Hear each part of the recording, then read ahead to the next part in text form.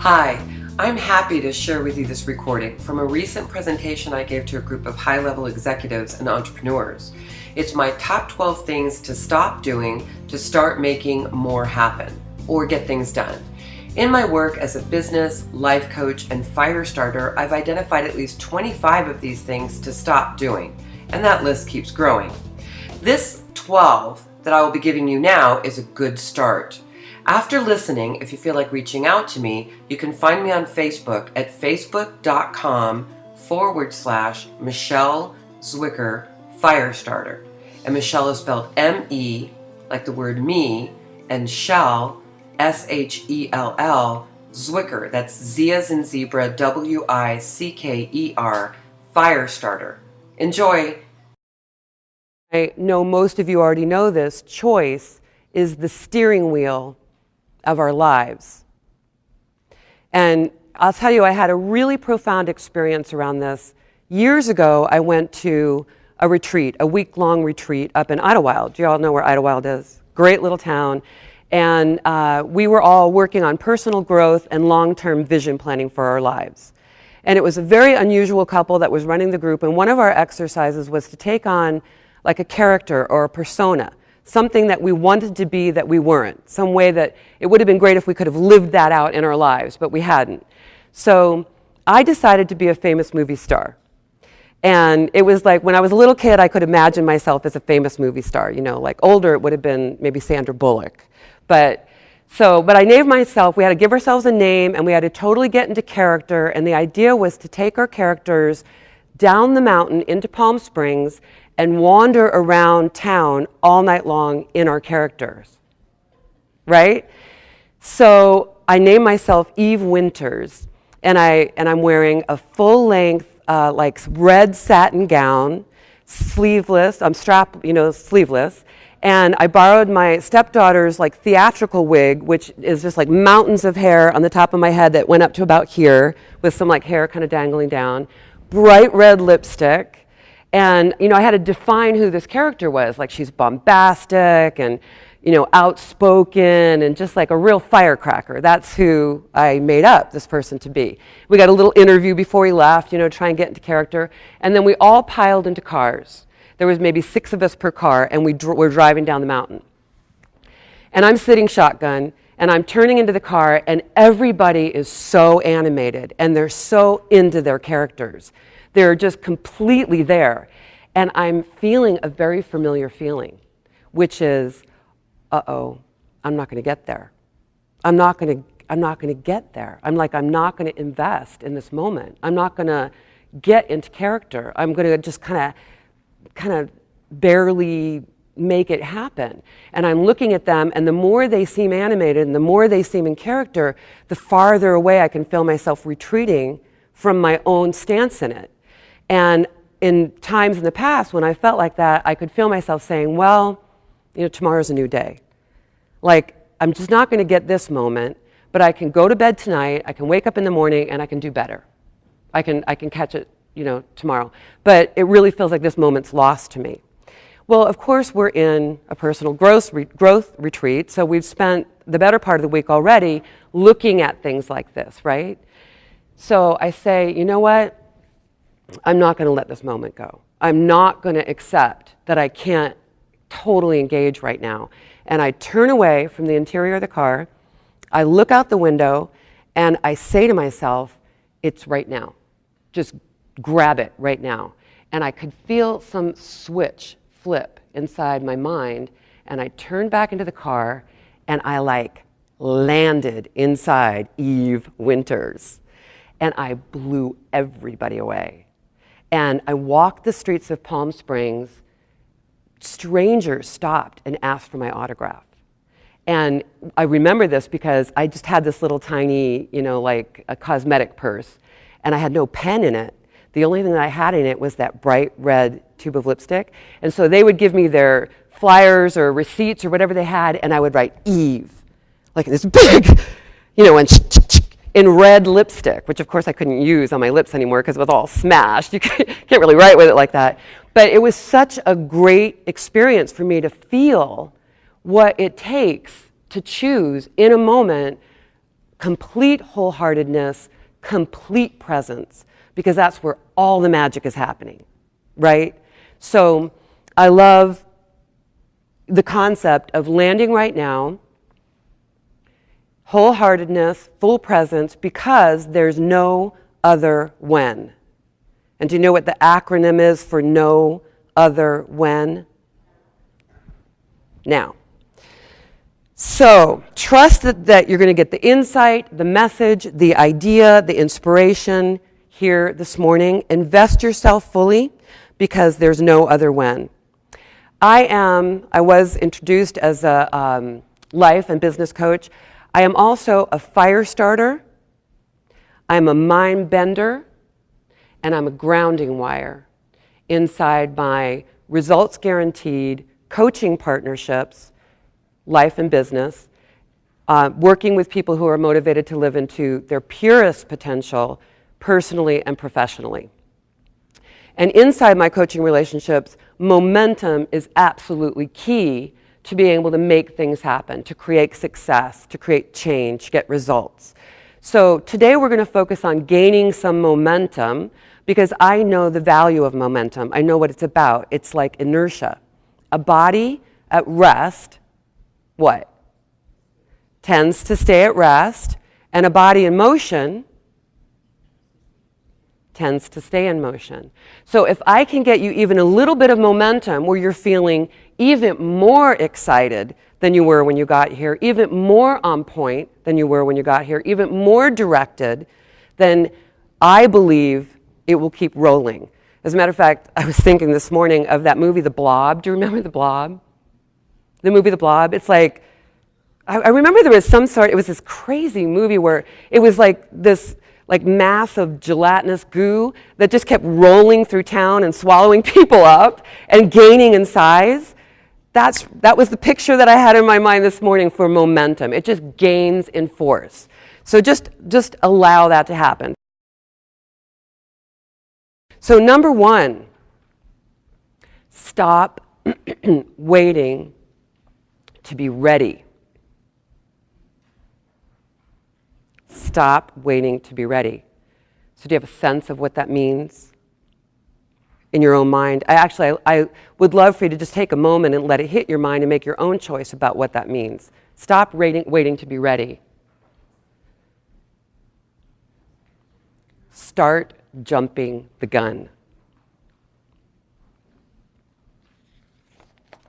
If you wanted the answer to how slow can I go, the answer is wait until you feel perfectly ready.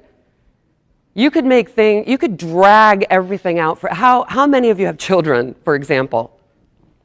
How many of you felt perfectly ready when the first one came? And this is a risky question, but I'm going to ask it anyway. Are you glad you did it anyway? Pretty much, right? Pretty much. If you want to go fast, loosen your grip on perfection and feeling ready. I love this concept. Throw your hat over the fence and then just figure out how to go after it. I attribute much of my personal success and my coaching clients' success to the willingness to throw your hat over the fence and just figure out how to go after it. So I had a boss years ago that really taught me this. He taught me this because even though he had a company and I was on his leadership team, I was an executive on his team, he really operated more like an entrepreneur, and he consulted entrepreneurs. So he would just come up with an idea and he would announce it from stage to 700 people. Or he would announce it in a conference call to 300 people. Or he would get up in the middle of the night and post a blog post to 100,000 people with some insane promise that we would have to figure out how to implement, because he's made a promise to a date or an idea, and we would just have to go running after it. Well, yes, it caused a certain amount of stress, but what I really learned is that we always did get it done. It just happened. And I'll tell you, he ran a company that was enormously competitive. During the market turn, it was in real estate and lending, a lot of his peers died. The company's just ended. But he was so nimble. He was so willing to throw the hat over the fence, throw the hat over the fence, throw the hat over the fence, and have everybody figure out how to go after it, that even though at that time we were a company of maybe 120 people, we always stayed nimble. We just kept moving and running and making things happen, changing things up. So, you know, that feeling of it sort of takes exactly as much money as you have to sort of make things ends meet. I mean, it's weird. It's like suddenly you can lose a job and still you're kind of making ends meet. Or you can get a raise and you got a lot more money, but you're still just kind of making ends meet. And it's the same way with time. It sort of takes exactly as much time as you have. So if you're willing to be ambitious about don't wait to be ready, get it out there, you're going to make things happen a lot faster. So start making big proclamations, and this is key, publicly, and then be a person of your word. So I had a personal experience with this, having learned it so wonderfully from this boss that I work for. I wanted to start my first workshop series many years ago, and so I hired a business coach. And we were probably halfway through our time together, and I had paid a fair amount of money to her to work with her, and I just could not get clear about the content, about the message. Hello. And time's passing, the content isn't getting clear. I'm not exactly sure what I want to say or how it all fits together. And I'm thinking, I'm going to have just spent all this money with no return on my investment. It will just have been a complete waste because I just can't seem to get clear. So finally one day I said, okay, enough. I picked a date, I picked a location, I put an all call out to my sphere of influence. I said I need 6 people as a beta group for my first workshop. Next morning I had 6 people enrolled in a workshop that I had no content for. No content for. But you know what? That next weekend, and I didn't even have a lot of pad time, I think it was like 2 weeks. It was just 2 weeks out or a week and a half or something. That weekend, I swear, the information was coming to me so quickly, I could hardly capture it. And it became my, it became this workshop series. It was called Inspired Momentum, which I think is very Escher-esque. I don't know if you get how interesting that is, but because really what had happened is I had created the perfect storm, really, for inspiration to come, because it had to come. There was just no more dinking around. There was no more space left for lack of clarity. I had to get clear. And the information, I felt like the sky opened up, the content dropped down on me. I was just trying to capture it as fast as I could, and I started my workshop series. And it really became the foundational material for a lot of my teaching, a lot of my coaching even now. And if I had waited to be exactly ready, perfectly ready, I can't even imagine how long it would have taken. Because it was just, have you had that experience where you just cannot seem to get clear about something, but when there's something from the outside that's pushing you in, suddenly you can find it? Has anybody had that experience? 1, excellent. 2, I'm not alone. So if you want to move fast and create a tsunami of momentum, start making public promises, whether you feel ready or not, and then get busy following through. Be a person of your word. So what is one thing that you could go public with right now? Something that you've been considering that could benefit your health, your wealth, or your spirit, that you would be willing to go public with right now. Well, hopefully you're feeling at least some of the momentum that is available inside this concept. We can be so shy about what we want. We can slow ourselves down madly. It's madness what we do to prevent ourselves from getting momentum and really making things happen.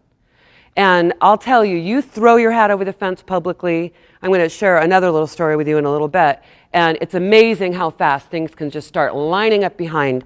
So here's a couple of examples from people that I've worked with, either coaching clients or associates. Ordering clothes in a smaller size before losing weight. Announcing your preparation for an athletic competition so you can't back out. Did anybody have exercise goals that you just discussed, right? That's a great one. You sign yourself up for something, and we're going to talk about that in a minute. Your good one for you coming up. Something, right? And then tell everybody so you can't back out. Promising to publishing dates to peers before even writing the papers. I actually am working with a coaching client right now that's done that. Announcing to friends a wedding date before even meeting her mate. I actually have a friend who did that. I swear she did that, and a year later she was married within a month of the date that she had said. Pre-sales on a book that you haven't written yet. Scheduling a presentation like this before the presentation is developed. I would never do anything like that. Grace would never do that. Okay, number 2. Stop letting yourself slide. So let that just hit your mind. What does it mean to you? Stop letting yourself slide. It probably comes packed with things for you. All the ways that you feel you let yourself slide. Well, I want to talk to you about something in particular. Start setting deadlines and registering for competitions. So we were just talking about this, and most people have some desire to invest in physical wellness, maybe even beyond what they're doing. So listen, everybody knows the benefits of exercise, right? And they're way beyond physical benefits. I mean, science has proven at this point that all the ways in which it benefits you, massive. The list is massive. And it's one of the few ways that, it's that delay that Richard was telling me about. It's one of the few ways, the few methods for actually developing new neurons. It's responsible for new neuron development, which are the synapses in your mind. One of the few ways, and these neurons are the building blocks for learning and memory. So, I mean, the benefits, just astounding, right? There's no arguing that. Everybody knows that. So if you're sitting there and you're thinking, I exercise, I've always exercised regularly, so I got this one handled. Like move on to number 3 because I got number 2. You would be mistaken because that's not what I'm talking about. What I'm talking about is, do you know that the body can do 20 times more than the mind thinks it can? Navy SEALs know it, right? Special Forces troops know it. Parents who defy gravity when their children or loved ones are in peril know it. America's Biggest Losers know it. You know the TV show with the people who have got a lot of weight to lose, right? The body can do 20 times more than the mind thinks it can. What the mind can conceive, the body can concede. I just made that up the other day. I love it. So just do this little thing with me. Imagine that slice of lemon. You've got it in your hand, right? Close your eyes. Close your eyes. You've got a slice of lemon, like nice, juicy, tart slice of lemon in your hand. Now stick it in your mouth and bite down. How many people actually felt something going on right here on each side of your jaw? Right? It's like these little taste buds sort of squirted inside your mouth.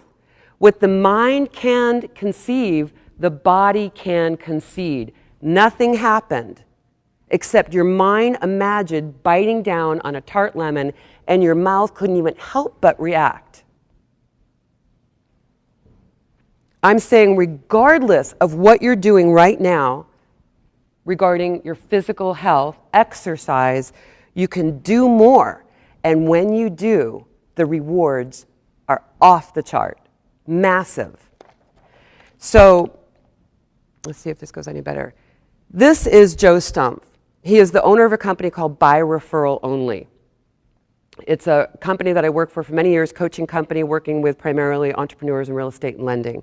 And he and I have worked closely now for about 10 years, and he's always setting the bar high. No matter what he does, he sets the bar high, and he's always challenged himself physically in training. And he last year got involved with SEAL Fit training and started to do really extreme workouts.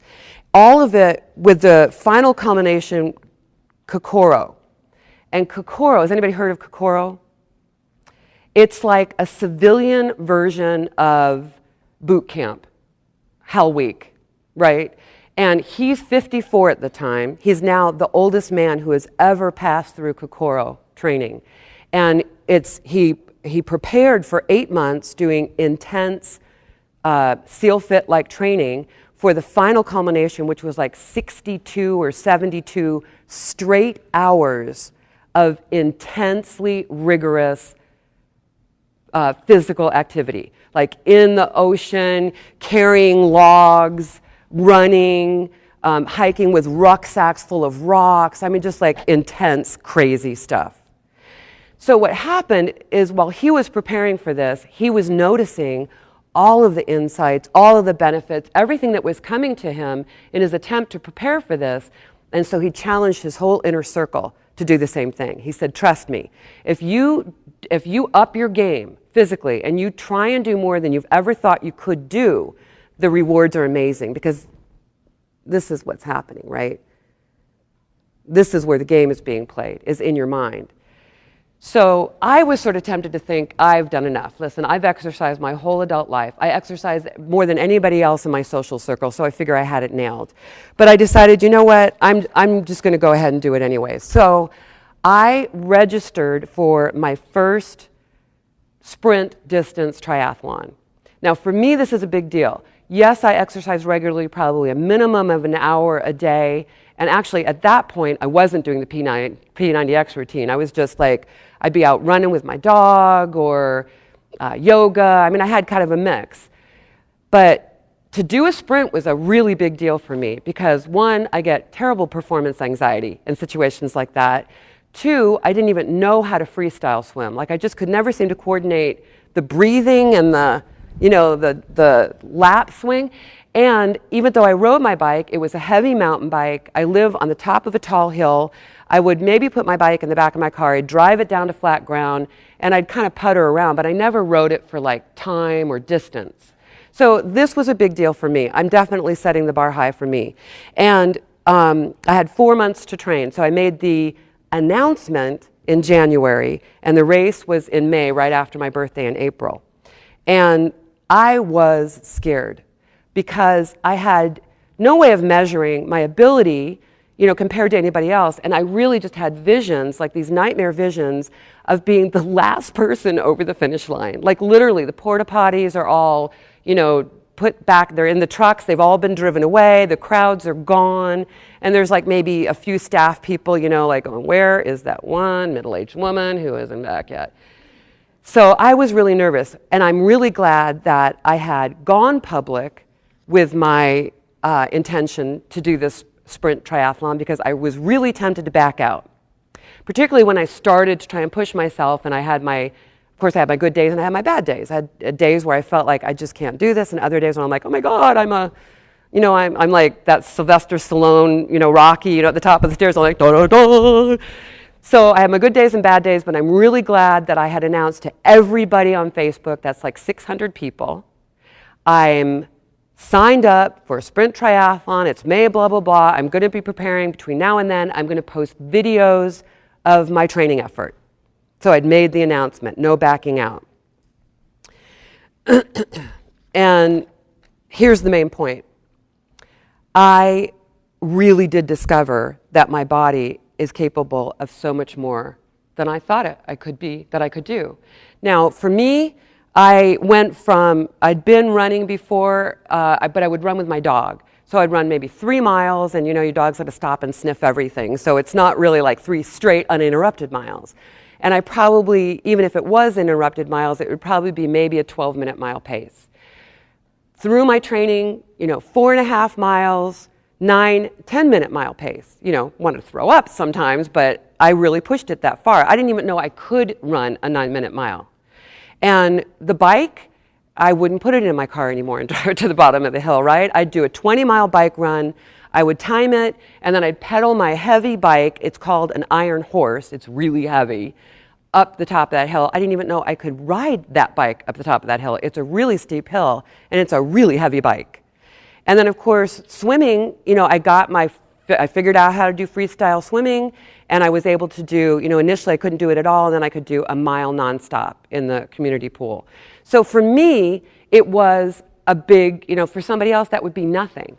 Maybe for our extreme workout guy here, that would be nothing. But for me, I could feel the power in it. I could feel everything that was building inside of me saying, if I can do this, now the timing for this was really great because I had recently left my executive position to start my own life and business coaching company. And I really needed that confidence boost. I really needed to know that I was capable of so much more than I thought I was.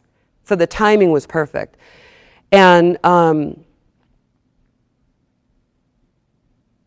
this outward physical proof of what you're truly capable of exposes how all our ideas of our limitations and barriers are illusions.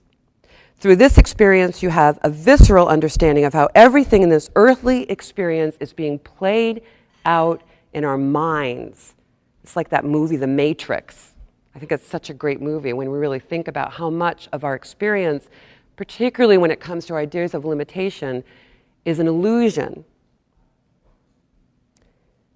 That's what you learn when you take on a physical challenge like this, because it's your mind that becomes tough.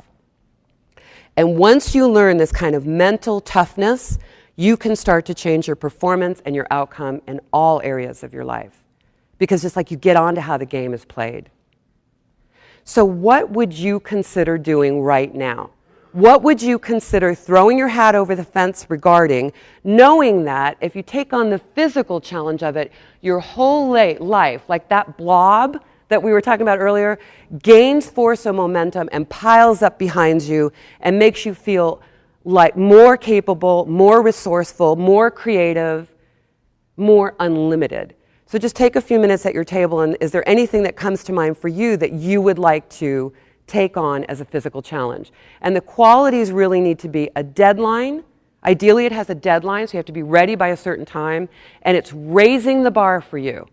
It's more than what you've ever done, knowing that by doing this, you're going to get more rewards in all areas of your life. So what is it? Is it certification? Is it kettlebell training? Is it a 5K race? What is it? Is it a full marathon? Talk to each other a little bit. Number 3, stop using questionable sources. Stop using questionable sources. Well, I will ask you to check within just for a second. All right, I won't keep you in suspense any longer. Start gathering solid evidence. So I have a coaching client. She is up for tenure this fall. She's an associate professor. And our challenge in our coaching relationship is to publish before then, this fall. And we need to publish between 6 and 8 research papers in the next 4 months to put her in a position to be offered tenure. Now, part of how she got in this emergency situation is that she has an unfortunate and negative way of thinking that really paralyzes her with fear, trepidation, doubt, worry. She can imagine the worst scenario in every scenario. Does anybody know anybody like that? Thank you for your true confession. My mom's a little like that. We're working her out of it, but my mom's a little like that. It's like she'll always figure out what's going to go wrong before we ever figure out what's going to go right. So for us to be successful, you can imagine we do not have time for fear, worry, doubt, trepidation. I mean, she's been paralyzed for years. For years she's known this is coming, and for years she has not managed to get herself through all of the fears, worries, and doubts to get the papers written. So I'm happy to say we have published paper number 1. I think she published paper number 2 this weekend, and paper 3, 4, and 5 are really close. They're queued up. So we've really been getting good momentum. We were on the phone the other day, and she said, well, I have to confess, I spend a lot of time worrying that, I'm going to push these papers out there and they're all going to get rejected. And that the time that I'm not spending now making it more perfect, we're only going to have to spend on the other end because they're all going to come back. We're submitting them and they have to get accepted. They're all going to come back and we're going to have to spend weeks rewriting them. And I said, well, okay, so over your entire career, college career as a professor, how many research papers have you worked on and submitted for publication? And she said, 11. And I said, great. How many have been rejected? And she said, 1. And I said, well, that's interesting. So you've submitted 11 papers, 1 got rejected that you had to rewrite and submit, and yet you think all of these are going to be rejected. How does that make any sense at all? It's not uncommon. It is not uncommon at all for us to imagine the worst case scenario even when we've got a mountain of evidence that really proves the contrary. I mean, she didn't even have to go searching. The truth is, she's making up stuff. It's not like she's going into her files, her memories, everything that's ever happened, and saying, well, this went wrong and this went wrong. She's not even doing that, and that's another story entirely. We can talk about that another day. She's just making stuff up that is slowing her down, when she's got perfectly good evidence that she can take right off the shelf and say, you know what, I've got so much evidence that proves these papers are all going to be published. So let's just keep marching on. Let's just keep the momentum building and assume that I've done enough work on this paper, right? So that's what I mean about question the sources. When you find yourself hesitating, when you find yourself fearful or worried or doubtful about something succeeding or your ability or whether or not your body can, question the source, because it's rarely coming from good, solid evidence in your life, and it's probably not coming from your inner wisdom, which resides in your belly. For what reason, I don't know, but if you do a belly check on a lot of things, you'll find the answer is very true, and it's mostly yes. What you're saying is, and then start gathering solid evidence from your life.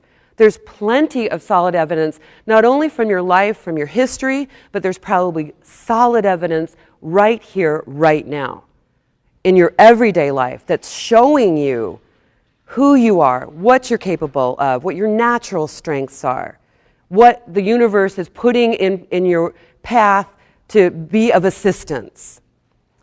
Become a sleuth about gathering evidence that supports what you want to believe. Because the truth is, we're making most stuff up anyway. So make up the good stuff if you're going to make up anything. But trust me, there's always good, solid evidence. You don't even need to make it up. Okay, number 4. Stop feeding the angry monkeys. Stop feeding the angry monkeys. I bet your mind goes in a million different directions on that one. Start making healthy thought choices. So years ago, probably over a decade ago now, I went to Bali, Indonesia, and stayed for a few days outside the capital city of Ubud, and stayed in this wonderful little lodge called Alam Indah. And to walk from Alam Indah to the capital city of Ubud, where all the shops were and everything, you had to pass through Sacred Monkey Forest. Does anybody know about Sacred Monkey Forest? Sacred Monkey Forest looks like that. And inside Sacred Monkey Forest, there are troops of wild macaque monkeys that roam free.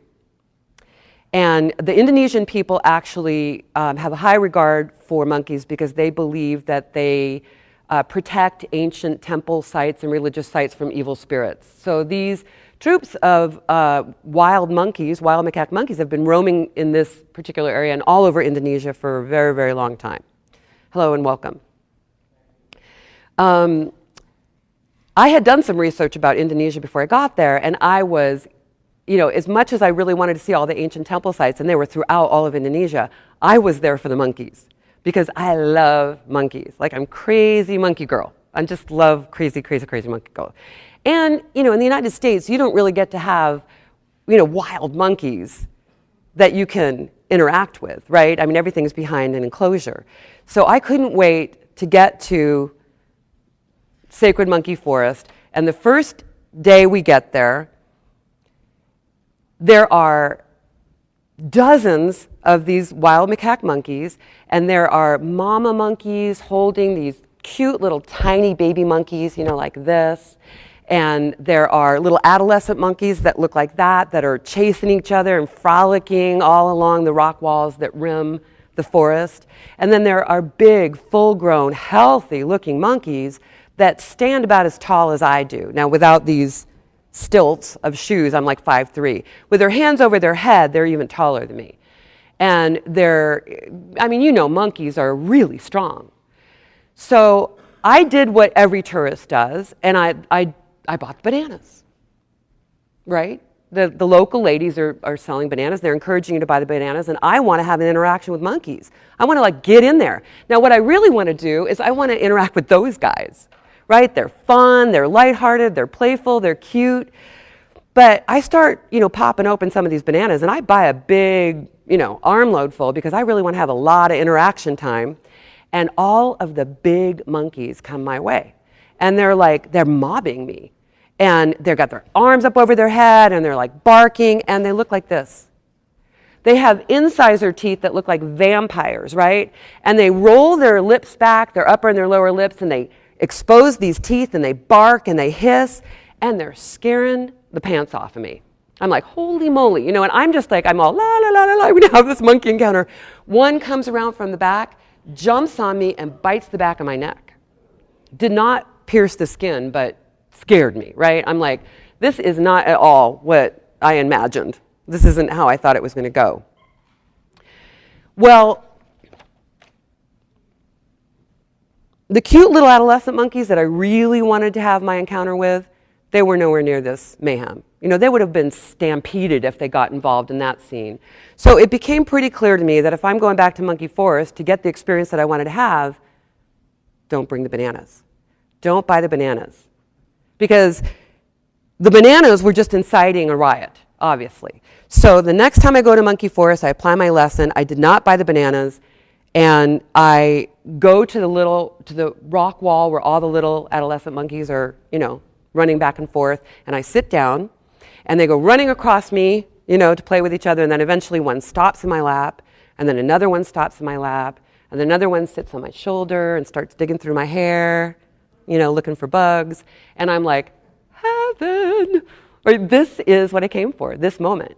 But, I'm looking at these tourists come through, and they look like they're in hell, right? Because they're buying the bananas. They're buying the bananas, and they're getting mobbed. And I remember this one Asian man who had a camera with a big lens and a big pile of bananas, and he is doing everything he can to he's thinking maybe he can discipline the monkey. He's he's trying to talk to him, and he's imploring with the banana vendor, can't you make these monkeys act right? But these monkeys are just doing what monkeys do, right? And the next time I look up, he's running, and he's got the bananas and going like this. He's throwing at them like baseballs, He's just terrified. But I got the environment that I wanted. So tell me, what are you personally bringing to your party in life? What way are you feeding the angry monkeys?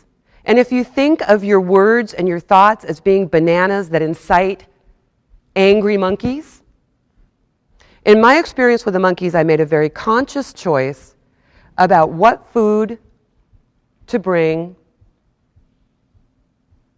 This delay is about what food I was going to bring to the party, thinking of food as thought. Become aware of the thoughts that you're thinking, and then allow a second thought. Notice the results you're getting with that thought. It seemed like a good idea to buy the bananas, but when I noticed the results I was getting, that was not a good thought. Because what I had was mayhem and terror.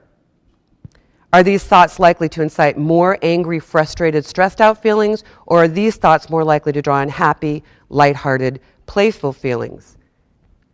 You can choose. Number 5 is stop sleeping like a teen. Stop sleeping like a teenager. And I can say, at least some days that's true, that you don't sleep like a teenager because you all had to be here early this morning. Many ancient cultures have thought of those really early morning hours as sacred time. Sacred time for introspection, meditation, being able to hear the calling, wherever that calling is coming from, being able to hear whatever is coming through to you or trying to get through to you. And it also just happens to be one of the habits of highly successful people. Do you believe that's true? Raise your hand if you believe that most successful people rise early. Hold them and hold them high. Keep them if you believe that. Okay, so most of the room already has that idea in your head. Many studies have linked increased effectiveness, resourcefulness, better health, a feeling of happiness, more proactive, able to anticipate problems, and lots more with being an early riser. It's obvious time for quiet time, meditation, connecting to your idea of God or spirit. And as I said, many ancient cultures use this time wisely. Aristotle said, it's well to be up before daybreak, for such habits contribute to health, wealth, and wisdom. I love this. The breeze at dawn has secrets to tell you. Don't go back to sleep. I just love that. So I remember a conversation that I had with a woman during a complimentary coaching session, and she was worried that she was going to have to declare bankruptcy. So she had had a thriving real estate business in Las Vegas during the boom years. Anybody who was a real estate consultant during those years, basically all you do is answer phone. You could have a successful business. You didn't really have to have a lot of good routines. And here she is now, the marketplace has changed, everything has shifted, and she's really having a hard time succeeding. And so we were sort of exploring, I asked her, how do you structure your time? How do you structure your morning? What time do you get up? What time do you get going? And she said, maybe I'll get out of the house by 11. And I was shocked because she was really, she was in tears. She thinks she's going to have to collapse her business. She just can't seem to make this go. And I'm like, but you don't get out of the house until 11 o'clock? So I said, I think if you just change this one habit, it would be a good start. Now, I didn't see her again after that for quite some time. And then about 6 months later, at a big event that my partner and I were hosting, I run into her in the ladies' room. And I'm actually in a stall, and I can hear her voice. I recognize her voice. And I'm like, oh my God, that's that woman. I can't remember her name, but I do remember that she always traveled with cats. So she's unforgettable, right? She always had a cat or two in a cat carrier because she would come to San Diego from Las Vegas for events. And I open the stall door and I look at her and I'm like, oh my God, she's lost 35 pounds. She looks amazing. She's shiny and bright. And I overhear her, before I'd open the stall door, talking to other people in the ladies' room about how everything is going great. She's got a successful business. Everything's going wonderful. And I said, wow, things have really turned around for you. What's going on? And she said, well, I have to tell you, I really did take your words to heart. And I really started getting myself going in the morning. And when I started to get myself up earlier in the morning, I started to exercise. And then I started to eat better. And sort of mysteriously, my business started to improve. And I said, I'm thinking, well, is that really a mystery? Right? Is that really a mystery? Like attracts like. In the previous scenario, she was probably felt behind the 8 ball all the time, couldn't make enough happen in a day. If you don't start it till 11, that's not much of a day to work with. Probably could feel the shortfall, made bad choices to comfort her flagging self-esteem and her worry. And the people she met were all underwater, flaky and uncommitted. And you can predict the rest of the story. It's a snowball. Like attracts like. Most of us have this idea in our heads, like we established at the beginning of this part of the conversation. We think early risers are winners. Early risers are people who are successful. And people who sleep in are what by virtue of that? They're the opposite, right? They're lazy and they're unmotivated. So if you're somebody who has a hard time getting going in the morning and you kind of, get that really slow start, at least in your subconscious mind, you're judging yourself as being kind of a loser. You're judging yourself as being kind of lazy and kind of unmotivated. And as soon as you start to get up early, you are by association a winner. So there's so many reasons to get up early that we've already talked about, but just consider the effect that it has on your subconscious mind because you already believe it. So talk to your neighbor about your willingness to be a member of the 5 a.m. club. What's your willingness? If you're already there, maybe you just want to bring some people on board with you. I'll tell you, one of the things that we did a long time ago regarding a 5 a.m. club is we invited people to all hop onto a common message board at 5 a.m. because it was like a place to report in and say, I'm up, I'm up, I'm up. And we had one of our guys, George, who works in the LA area, use that time to start what he called his passion party because he was actually feeling kind of a lack of passion in his life and his business. And he decided he was going to start writing short poems and posting them at 5 a.m. And now, fast forward many years, and he's about to publish his book of like 600. This is George Kahn, Richard. Like 600 passion party posts. It's like this amazing, accomplishment of everything they pulled together at 5 a.m. All right, next. Stop wasting your breath. Start talking incessantly about what you want versus what you don't want. So I am going to tell you a rather personal story because it's so important to me now, and I really had a very visceral, very real life experience that made me such a strong believer in this. So October 2004, my husband of 20 years decides he's not really happy anymore and he moves out. So I was devastated. I was completely wrecked. Nothing has ever taken me to my knees like that did. I spent the better part of a year heartbroken and completely reviewing in detail the betrayal, my unhappiness, how am I ever going to, pick it back up and get it back on, just like obsessed with my own misery. A year later, just as I was feeling like I'm ready to maybe get back on my feet again, I'm diagnosed with breast cancer. Now, my disinterest in accepting this diagnosis may have been a common reaction. I don't know how other people react when they get that information, but I was completely uninterested. I mean, I was really ready to get myself up and get going. I did not want to engage in cancer. I didn't want to fight against it. I didn't want to talk about it. I didn't want to worry. I didn't want to contemplate, my lifespan. And some people might have considered it a form of denial, but I didn't feel that way at all. I felt like I was having a very organic, natural reaction to my desire to focus only on what I wanted at that point, because I'd already spent a year focusing on what I didn't want. So I did everything that I needed to do. I made well-considered decisions. I gathered all the information. I met with specialists. I did have to talk to my friends and family about it too. But beyond that, I wouldn't really discuss it. And at that point, and still to this day, I never said I have cancer. I said I was diagnosed with cancer. That's truly the only thing that I knew. And I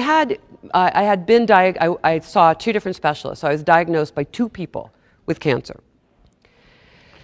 So I didn't think about it much. I didn't worry about it much. What I thought about was this. I am 100% pure, radiant good health. It's my natural state. I got so obsessed with that idea. I had my friend Sonia and her daughter Samantha knew that this was like my mantra. I was just obsessed with this notion. They made me all this artwork so I could stick the phrase. It was like that phrase written, cut out in cardboard and on all kinds of colorful pieces of paper and stuff. I put it on my computer screen. I put it on my bathroom mirror. It was everywhere. It was the main thought that I had.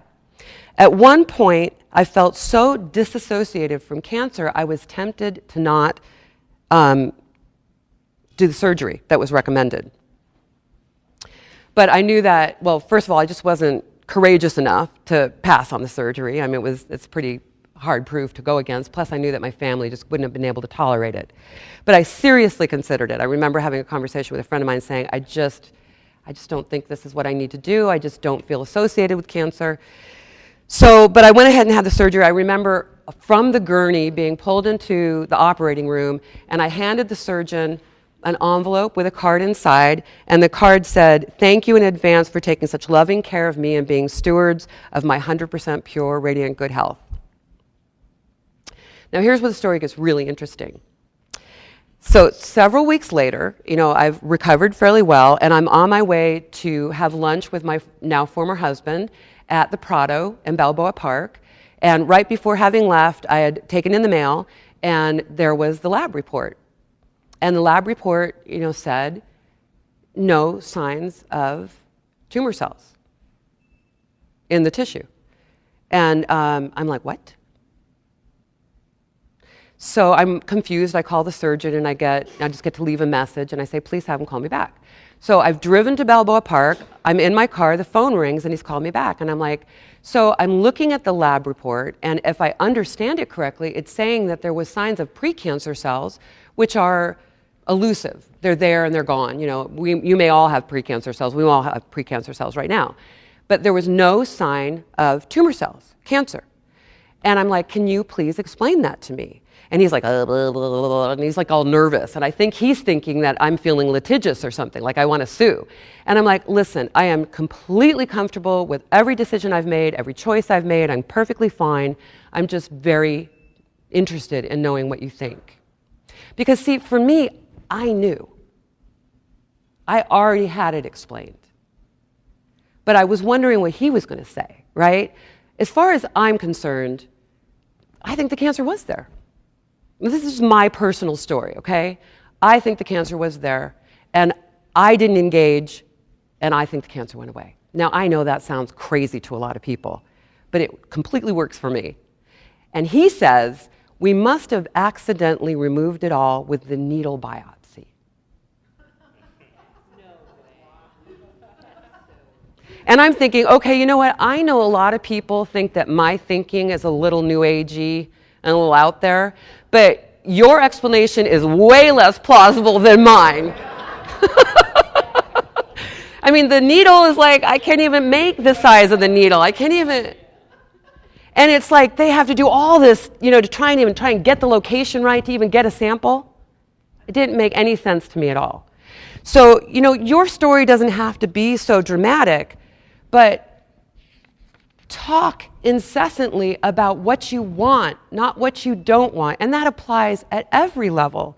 I got that advice when I was ready to leave my corporate position as an executive and start my own business coaching company. It was a very scary thing to do. I was worried about my mortgage. And so I would talk to a good friend of mine. I'd say, well, it feels irresponsible, and I don't want to lose my house, and I have to pay my mortgage, and everything that I didn't want. I didn't want to lose my house. I didn't want to be irresponsible. I didn't, I didn't want everything to run aground. And of course, the advice was, why don't you stop talking about everything you don't want and start talking about what you do want? What do you want? I want peace. I want freedom. I want inspiration. I want to be able to deliver my unique message.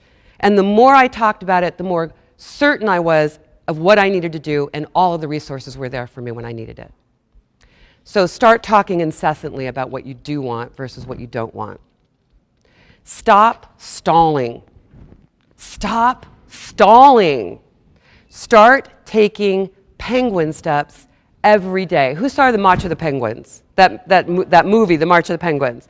Do you know that a penguin moves somewhere between 1.7 and 2.8 miles per hour? There's like, eek, eek, eek, eek. It's like, I love what's saying, you just put one foot in front of the other. They can't even put one foot in front of the other, right? They're just like, eek, eek, eek. And they just go and go and go for miles and miles and days and days. Of course, they're driven by the intense desire to create. And in their case, of course, is create a new life. But so are you. right? You're driven by an intense desire to create. But we get so stuck. We get stuck by, first of all, we're waiting for a big chunk of time to show up in our busy lives that never shows up, or we're waiting to like get through some sort of block that just keeps hitting us every time we go to try and make a move. I have an example of a coaching client who, well, he's actually, initially he was a member of a mastermind group we met every 90 days. And every quarter I'd talk to him again about the video that he wanted to create as a lead generator for his business. And every quarter he hadn't done it yet. And I'm like, Vance, what's going on? You know, he said, you know what, just, you know, I'm going to hire you as my coach. We're going to work on this project together. And I'll tell you what the problem was, is every time his mind would hit the idea of the project, first of all, he was looking for some big space in his busy life to be able to work on it, which of course never showed up. And his mind would hit the project. Most of it was mysterious. He didn't know how to do a lot of what he needed to do, and his mind couldn't break it down into penguin steps. You know, our mind does that. For the longest time, I wanted to make a dentist appointment. I just want to make a dentist appointment. But every time like another week would go by, another month would go by, I hadn't made the dentist appointment yet. I'm like, what is going on? Well, when I really looked at what's going on inside my mind, this is what the loop was. I have to make a dentist appointment.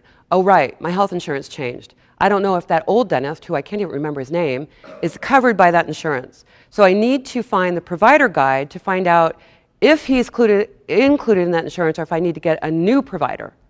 And I don't even know who to call to get a new provider guide, right? And I'm already at the refrigerator. Because, I mean, our mind is like doing all that kind of off radar. You're not even aware of what's going on. But I haven't made a single move on any of that because it just gets stuck in that loop every time. We need to break everything down into the tiniest, and what I mean is like 10 to 15 minute chunks of time. Don't wait for a big block of time, and don't wait for like an epiphany to happen to get through the mental confusion. You just need to stop down for a minute, schedule 10 to 15 minute chunks of time, and when you really want momentum, you say, every day I'm going to take 3 penguin steps on blank. I'm going to do this for 10 minutes, this for 10 minutes, this for 10 minutes, and now I'm off to my job search or my meetings or whatever else I do. That's how I developed that workshop, because I was on the leadership team of a company, and the only time I could get that workshop built was at 5 a.m. when I'd wake up for, in 15 to 30 minute chunks of time. I had to do all the research, I had to do the writing, I had to develop props. I have a tool that I would be happy to share with you. If you email me, I'll share it with you. It's called the Action Accelerator. Because the difficult thing is, our minds don't chunk it down on their own. It's like we kind of have to create a moment and say, okay, let's really break this out. And in this Action Accelerator form, there's like a left-hand column where you put all the big ideas.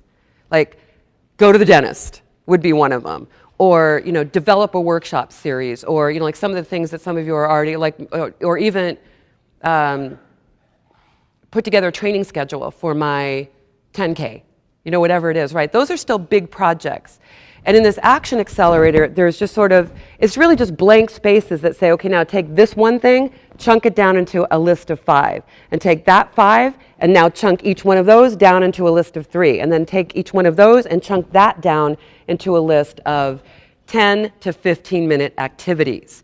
And what you want is like a column down the right side. And what I used to use before I created this Action Accelerator is I would create lists in the back of my journal, and then I would move over into every day 3 10-minute activities. So, maybe you spend 20 minutes a day on these kinds of sort of penguin steps to advance projects or advance ideas or advance, whatever it is you're trying to do. So if you dedicated 20 minutes a day to it, but the key is the breaking it down part. And what I would do is I would every either Sunday night or Monday morning, I would break a whole week's worth down, because that's the hard part, is like chunking it down into penguin steps. So in answer to your question, I would dedicate a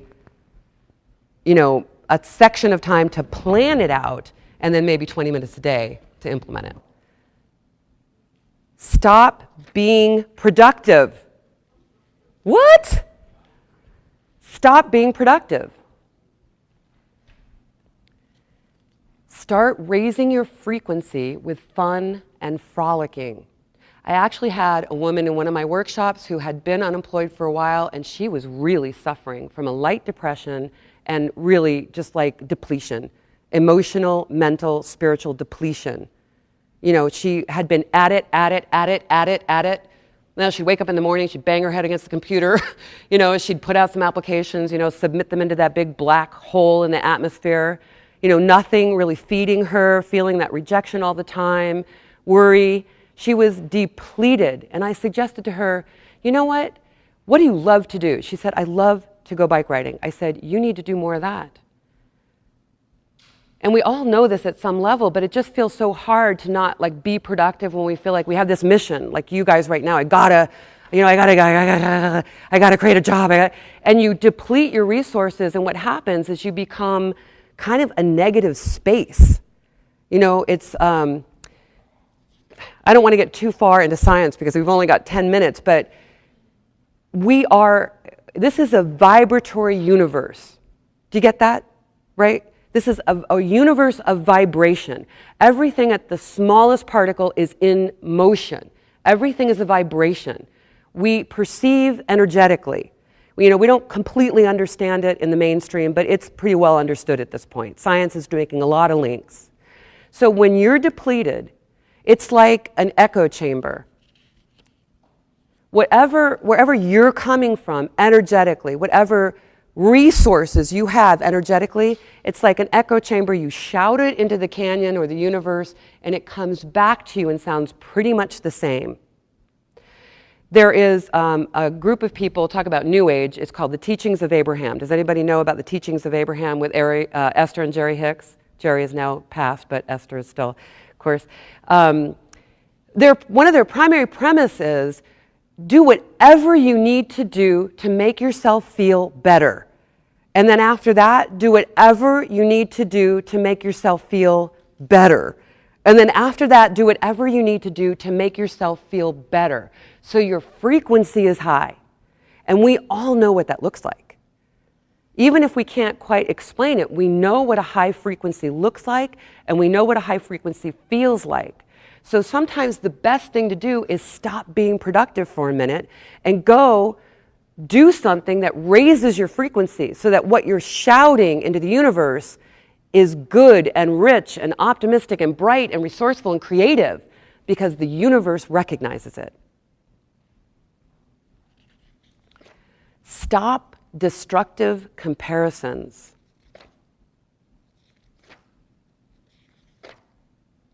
Start copying role models. Has anybody ever suffered from a comparison? Like you think of somebody else who is like so much better in so many different ways, right? I do this to myself all the time. You know, they've got a better website, they seem to have more clients, you know, they're married, you know, they have a job, whatever it is, right? There's so many ways for us to come up short in those comparisons. There's so many ways for us to be lesser than. But it's not that the comparison isn't useful. It's just how we use it that isn't useful.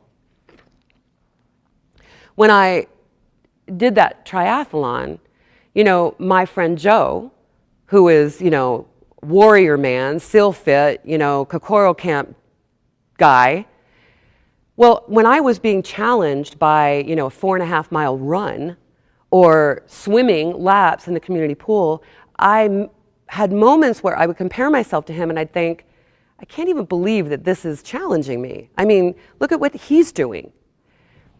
But it really wasn't serving me to think that way. It only made me feel lower. It only made me feel energetically lower. It made me feel lesser. It didn't inspire me. So what I'm suggesting we do is that we promote these people that we compare ourselves to, and we're always going to do it, and it's actually useful to do. But make them your role model to copycat. Really, it's like the cheat sheet for you. You find somebody who's up to something that you want to be up to, And rather than saying, oh my God, it's like, oh, thank you. Thank you for being my cheat sheet, because I am just going to figure out everything that you're doing and I'm going to copy you. And the best people do it, right? So years ago, when I told you I signed up with a business coach to start my first seminar workshops, Allison Maslin is an extraordinarily successful business coach now. She is third from the bottom, third from the right, Allison Maslin. 50 women entrepreneurs who inspire us. It is so easy for me to look at her and go, "Hoy, I have got a long way to go, before I'm anywhere near as successful as she is." She's a New York Times best-selling author now, and she's just launched this amazing new program, and she's making so much more money than me, right? But she's totally showing me the way, right? If I don't use her to make me feel small, she's actually showing me what to do. So it's a small thing, but it can make a big difference, because we can lose so much time to that comparison activity where we feel like a schmuck. So promote them and use them for your own inspiration. And the same way I used Joe to make me feel small, he was my inspiration for even doing that sprint triathlon. And then I did another one after that, and it was such an enormous asset in my life. Stop looking for a handout. Start leading with a giving hand. Now this one's just super simple, and we all know it. It's, be the change you seek, right? Everybody knows that one, right? Be the change you seek, leading with a giving hand. We all understand the concept of it, but what we don't recognize most of the time is it's actually a really good strategy.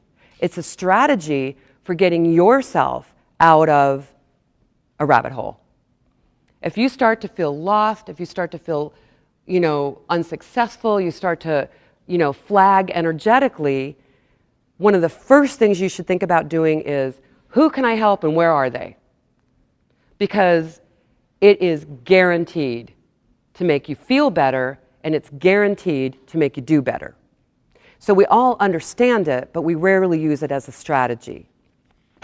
There are times in my business where, it ebbs and flows, where I have a lot of clients and then I have fewer clients.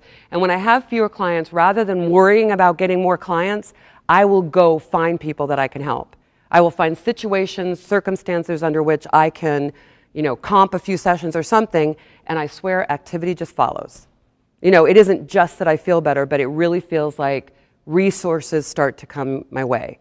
So, and I wouldn't, what I love about it, I love doing it without feeling like I'm going to get something from it, right? But I do know that it's the right place for me to invest my energy. It's certainly better than, to continue to contemplate what's not working in my life. Stop asking weak questions. Stop asking weak questions. Start asking questions that get powerful answers.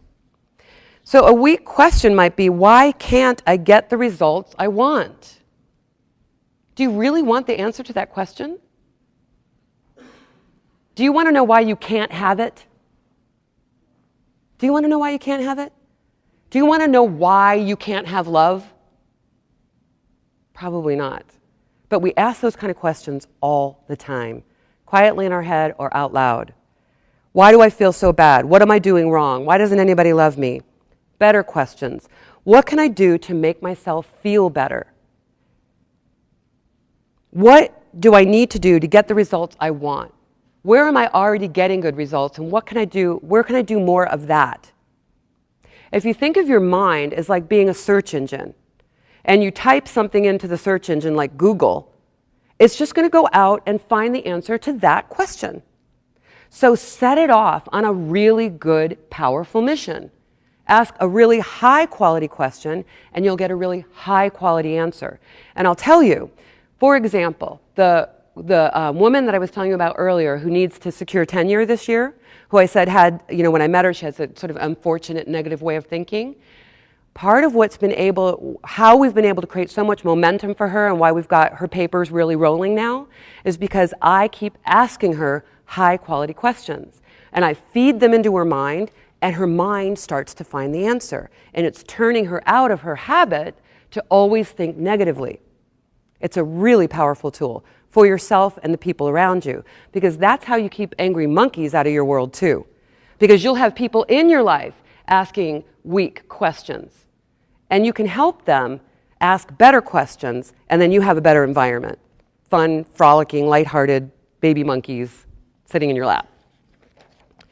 Stop venting. Stop venting. Start becoming a better writer. Who journals? Who has a journal? Okay, who actually journals? Do you love journaling?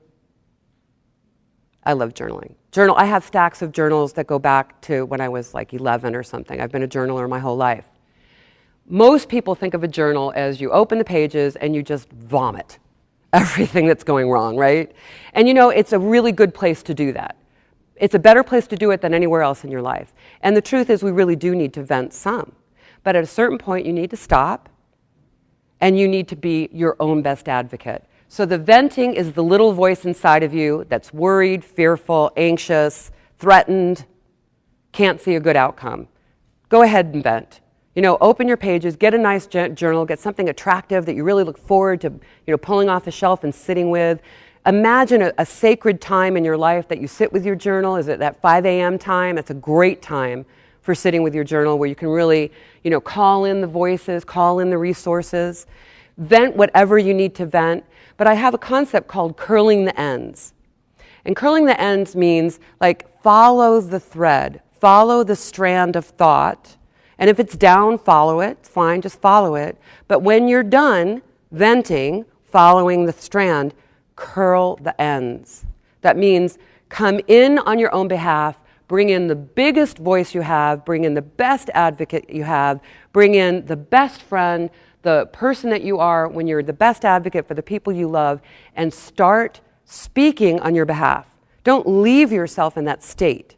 Curl it back up and say everything that is working right now, all the evidence that things are going to work, everything that you love about your current life, that you love about yourself, bring it in. Curl the ends. Stop telling your tired old story.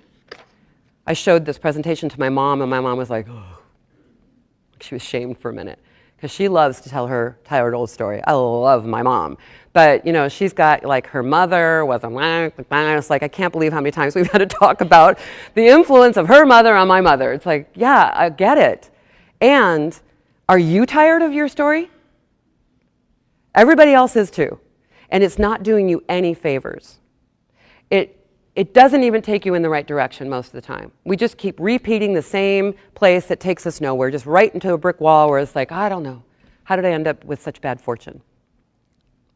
But I tell you, in my coaching calls, it amazes me how much of our 1 hour coaching session my clients want to spend building a case with their old story for their limitations. And I'm like, is this really how you want to spend your highly paid hour?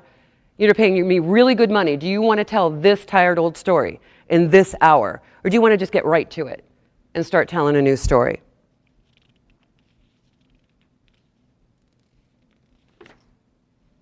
Stop. Oh, I really want to tell you that. So here's a great tool. Part of the reason why we get stuck telling our tired old story is because it feels like the truth, right? It feels like our truth. We're not lying, it's true. Here is a wonderful strategy I learned from a friend of mine. It's called I love the thought, and then fill in the blank. So what we can't do is say, I'm fat and lazy if what I know is that I'm getting up late and I'm not exercising and I'm overweight. I can't say, I'm thin and energetic, and believe it, right? I don't want to lie to myself. It's just, I can't. And your body knows when you're lying to yourself. It's like sort of like the extreme affirmation. It doesn't really work, right? You want to tell the truth. You need to tell the truth. And a way to tell a truth that you want to invest in is, I love the thought. I love the thought that I wake up at 5 a.m. every morning.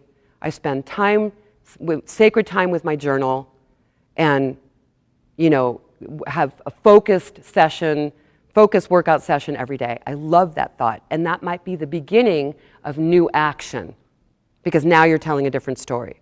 So I love the thought. And this is our next one is the last, second to the last one. I'll be just 5 minutes, 5 minutes late. Stop being so shallow. Start deep breathing. The value of deep breathing is so insanely good. Listen to this list.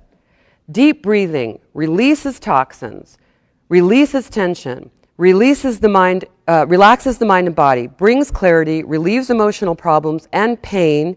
It massages your organs, increases muscle, strengthens the immune system, improves posture, improves the quality of your blood, increases digestion, improves the nervous system, strengthens the hearts and lungs, assists with weight control, bursts energy level, improves stamina and cellular regeneration, and elevates the mood. Deep breathing happens in your belly.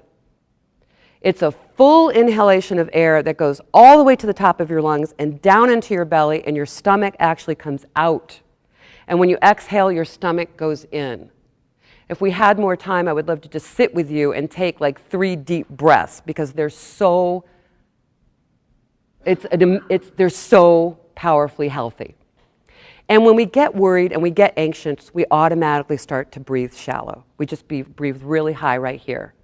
So if you were to just dedicate 5 minutes a day, 10 minutes a day in your sacred morning hours at 5 a.m. with your journal, and you took deep breaths, 5 count in, 3 count hold, 5 count out, it would be a great asset to your mental health and all the other health that I talked to you about. And then the last one I'm going to share with you, even though there are a total of 25 things, stop dropping the ball and start becoming a promise keeper. So for a lot of us, we set goals. And goals, for me, setting a goal and making a promise feel very different. Does it feel different to you? When I make a promise, it feels like my integrity. It feels like my word. It feels internal. Whereas a goal feels like something out there. And a lot of us set goals and then we forget about them. I actually have a group that I do every month. It's called Get It Done in 30 Days Challenge. I usually have about 8 people each month that join this group, and it's a group accountability and coaching program. And we meet every week on the phone for an hour. Our first session is 90 minutes, and then the other 3 sessions on the phone are just an hour. And the first thing we do is we make a promise. You know, a public promise like we did to begin with, where we share with each other what we intend to create. Now, what I also do is I work with you to make sure that they're smart, you know, that they're specific, they're measurable, that they're realistic, that they can be done in a certain amount of time, and that you're going to be accountable. And then we work together in support of each other under my direction to make sure everybody meets their promise. So be a promise maker. Be a promise keeper, not a goal setter. Very different. So if you had an idea here about something that you want to pursue, make a promise about it. Firstly to yourself, and ideally to a group of people who are also promise keepers. I hope this content was inspiring to you and that you feel some momentum forming for yourself. If you feel some resonance with my message, I invite you to connect with me for support. There are 2 ways you can get more of my help. One way is you can take advantage of my free Gain Clarity consultation, which I conduct over the phone, where we'll discuss your current circumstances and what you need help with to get you more of what you want. By the end of this consultation, I promise we will both know if we're fit to work together one-on-one. Another way is you can join my Get It Done challenge to get immediate and affordable short-term support. You can get more information on my Facebook page, and again, that is facebook.com/Michelle Zwicker Firestarter. I hope I get to meet you soon.